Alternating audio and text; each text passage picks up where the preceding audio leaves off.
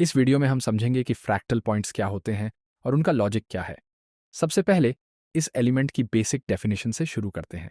Fractal लो एक 3 candle pattern होता है जहां बीच वाली कैंडल का मिनिमम पहले और तीसरे कैंडल के मिनिमम से नीचे होता है।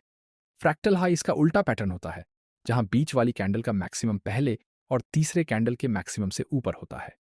ध्यान दें कि इस पैटर्न को बनने के लिए कम से कम 3 कैंडल्स जरूरी होती हैं। हालांकि ये 5, 7 या 9 कैंडल्स से भी बन सकता है। कई लोग मानते हैं कि ज्यादा कैंडल्स वाले पैटर्न ज्यादा स्ट्रोंग होते हैं, लेकिन असल में इसका कोई फंडामेंटल फर्क नहीं पड़ता, क्योंकि असली चीज ये नहीं है। अगर हम किसी भी फ्रैक्टल को रेगुलर लाइंस के जरिए दिखाएं तो हमें हमेशा वी शेप जैसा कुछ मिलेगा, जिसमें 3 मेन पॉइंट्स होते हैं। पहला पॉइंट कैंडल का ओपनिंग होता है, दूसरा पॉइंट मूवमेंट एक्सट्रीम होता है जिसे बाद में देखा जाता है, और ये उस जगह को दिखाता है जहां प्राइस सबसे हाई या सबसे लो गई थी, और तीसरा फाइनल पॉइंट कैंडल का क्लोजिंग होता है। अगर ये लाइन नीचे की तरफ जा रही है तो इसका मतलब प्राइस गिर रही है, और अगर ऊपर की तरफ जा रही है तो प्राइस बढ़ रही है। इससे हम ये समझ सकते हैं कि कोई भी फ्रैक्टल असल में चार्ट पर उन पॉइंट्स का विजुअल रिप्रेजेंटेशन है जहां बायर्स और सेलर्स का बैलेंस बदल गया था। दूसरे शब्दों में, पहले ज्यादातर लोग किसी एसेट को बेच रहे थे जिसे सेलिंग वॉल्यूम डोमिनेट कर रहा था। फिर ज्यादातर लोग उसे खरीदने लगे और यह सिलसिला चलता रहा। अगर आप ध्यान दें तो फ्रैक्टल बनने के दौरान support levels sell plus buy candles और resistance levels buy plus sell candles को देखा जा सकता है, जो बैलेंस में बदलाव को भी दिखाती हैं। अब कुछ रियल चार्ट्स के उदाहरण देखते हैं। यह एक ऑनवर्ली टाइम फ्रेम है, और इस सिचुएशन में हम देख सकते हैं कि जब अगली कैंडल बनती है तो प्राइस थोड़ा ओपनिंग लेवल से ऊपर ट्रेड करना शुरू करती है, लेकिन तुरंत गिरने लगती है। 4 इंपॉर्टेंट लेवल्स बनते हैं: opening level, bearish candle maximum, closing level और मिनिमम। यही प्रोसेस 2 बार और रिपीट होता है, और अब हम एक पूरा फ्रैक्टल लो देख सकते हैं जो पूरी तरह वी शेप बनाता है। एक और कैंडल क्लोज होती है और अब हम एक फ्रैक्टल हाई नोटिस कर सकते हैं जो इन्वर्टेड वी शेप जैसा दिखता है। एक और दिलचस्प चीज जो पास में बनी है वह यह है कि जब एक कैंडल के पास उसके पड़ोसी कैंडल्स की तुलना में सबसे हाई मिनिमम और सबसे हाई मैक्सिमम दोनों होते हैं। कई नए ट्रेडर्स को यह समझने में दिक्कत होती है कि किस पर ध्यान दें, लेकिन चूंकि लॉजिक दोनों डायरेक्शन में इक्वली लागू होता है, इसलिए किसी एक को चुनने की जरूरत नहीं है, बस इसे वैसे ही समझें जैसा है। यह साफ है कि आप जिस टाइम फ्रेम पर देख रहे हैं उस पर सब कुछ डिपेंड करता है, लेकिन यह लॉजिक को डिफाइन नहीं करता, बल्कि सिर्फ मूवमेंट्स के स्केल को डिफाइन करता है। अब अलग अलग टाइम फ्रेम्स के कुछ और उदाहरण देखते हैं। फ्रैक्टल पॉइंट्स का एक बहुत इंटरेस्टिंग फंक्शन होता है, ये मार्केट को लिक्विडिटी प्रोवाइड करते हैं।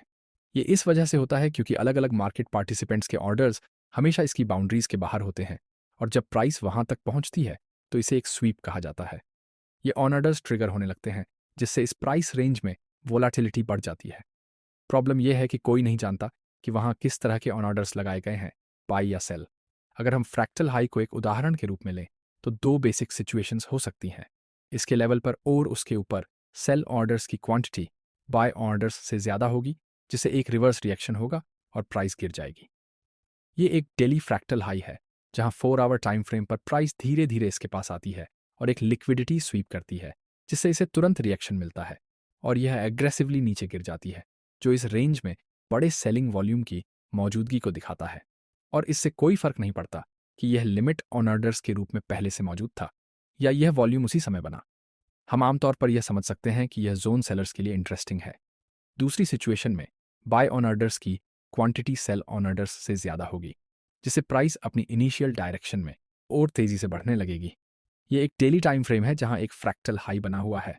जब हम 4 घंटे के चार्ट पर देखते हैं कि प्राइस ने इसके साथ इंटरैक्ट करते समय कैसे बिहेवियर किया, तो हम आसानी से देख सकते हैं कि सेलिंग वॉल्यूम के डोमिनेट करने और प्राइस के नीचे लौटने के बजाय इसे और भी ज्यादा बाइंग वॉल्यूम मिला, जिससे तेजी आई और एक हाई फ्रैक्टल का स्वीप हुआ। लेकिन बस इतना ही नहीं है, चूंकि फ्रैक्टल एक ऐसा पॉइंट होता है जहां पास्ट में मार्केट पार्टिसिपेंट्स के बीच बैलेंस में बदलाव हुआ था, इसलिए जब प्राइस दोबारा इन लेवल्स के पास आती है तो ये पॉसिबल है कि एडिशनल वॉल्यूम मार्केट में वापस आ सकती है। ये 2 हाइपोथेटिकल कारणों से तय होता है। कुछ मार्केट पार्टिसिपेंट्स को कुछ खास प्राइस लेवल्स पर ऑपरेशन करना फायदेमंद लगता है। उदाहरण के लिए, उनके पास एक सर्टेन प्राइस होती है जिस पर बाइंग या सेलिंग होती है, जिससे फोर्स इनबैलेंस बनता है। दूसरा कारण प्राइस का कुछ खास एलिमेंट्स के साथ इंटरैक्ट करना है, जैसे वही लिक्विडिटी स्वीप जहां मार्केट प्लेयर्स की पोजीशन बनी थी।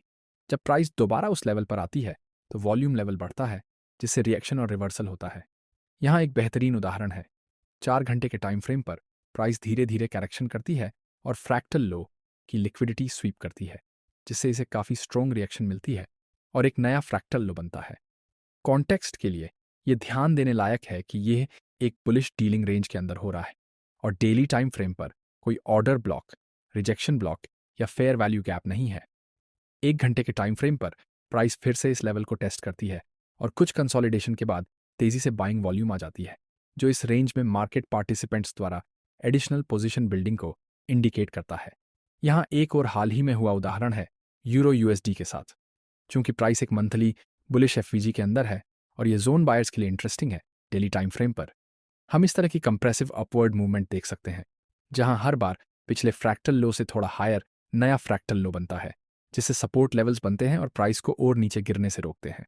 इसे आमतौर पर एक लिक्विडिटी पूल कहा जा सकता है, लेकिन लॉजिक यही रहता है कि फ्रैक्टल उन जगहों को दिखाते हैं जहां मार्केट बैलेंस में बदलाव हुआ था।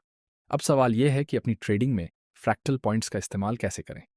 असल में यह एक कॉम्प्लेक्स टॉपिक है और इसमें गहराई से जाने की ज़रूरत होती है, लेकिन एक मेन प्रिंसिपल होता है इस एलिमेंट से प्राइस रिवर्सल को मोनेटाइज करने की कोशिश करना। पहला ऑप्शन, एक फ्रैक्टल लिक्विडिटी स्वीप देखना और रिवर्सल का वेट करना, फिर डिसीजन लेने के लिए एक कन्फर्मेशन सिग्नल का इंतजार करना। For example, price daily fractal high की लिक्विडिटी को स्वीप करती है और उसके बाद 4 घंटे के चार्ट पर एक ऑर्डर ब्लॉक बनता है जो एक कन्फर्मेशन सिग्नल के रूप में काम करता है। पोजीशन ब्रोकन सपोर्ट लेवल से ओपन की जा सकती है। स्टॉप लॉस को मूवमेंट एक्सट्रीम से ऊपर सेट किया जाता है। हम टेक प्रॉफिट को इन इक्वल लो लेवल्स पर सेट करते हैं, जिससे हमें 1.8% का प्रॉफिट मिलता है। दूसरा ऑप्शन, फ्रैक्टल लेवल से पोजीशन ओपन करना है, बशर्ते कि एडिशनल कॉन्टेक्स्ट हो। वही जगह 4 घंटे के टाइम फ्रेम पर हम देख सकते हैं कि प्राइस ने एक स्वीप किया और एक रिजेक्शन ब्लॉक बना, जो कॉन्टेक्स्ट के रूप में काम कर सकता है। थोड़ा और समय बीतता है और हम रिजेक्शन ब्लॉक के अंदर एक फ्रैक्टल लो देखते हैं, जो कुछ कॉमन टारगेट जैसे इक्वल हाई लेवल्स उनके लिए एक बेहतरीन एंट्री पॉइंट बन सकता है। टेस्ट होता है और टेक प्रॉफिट तुरंत पहुंच जाता है, जिससे हमें 2.9% का प्रॉफिट मिलता है। मुझे उम्मीद है कि यह वीडियो आपके लिए मददगार रहा होगा और आपकी ट्रेडिंग को कम से कम 1% बेहतर बना सकता है, क्योंकि कम से कम बुनियादी मैकेनिक्स को समझना और यह देखना कि अलग अलग टाइम फ्रेम्स में प्राइस कैसे रिएक्ट कर सकती है, पहले से ही और इफेक्टिव ट्रेडिंग डिसीजंस लेने की नई पॉसिबिलिटीज़ खोलता है, जो लंबे समय में आपको इस एरिया में एक प्रॉफिटेबल ट्रेडर बना देगा। अपनी नई नॉलेज को प्रैक्टिस में आजमाएं, इसे अपने प्रॉफिट्स के लिए इस्तेमाल करने की कोशिश करें और रिजल्ट्स की बजाय प्रोसेस को एंजॉय करें। आप सभी का वीडियो देखने के लिए धन्यवाद। यदि आपको यह वीडियो पसंद आया तो लाइक बटन दबाएं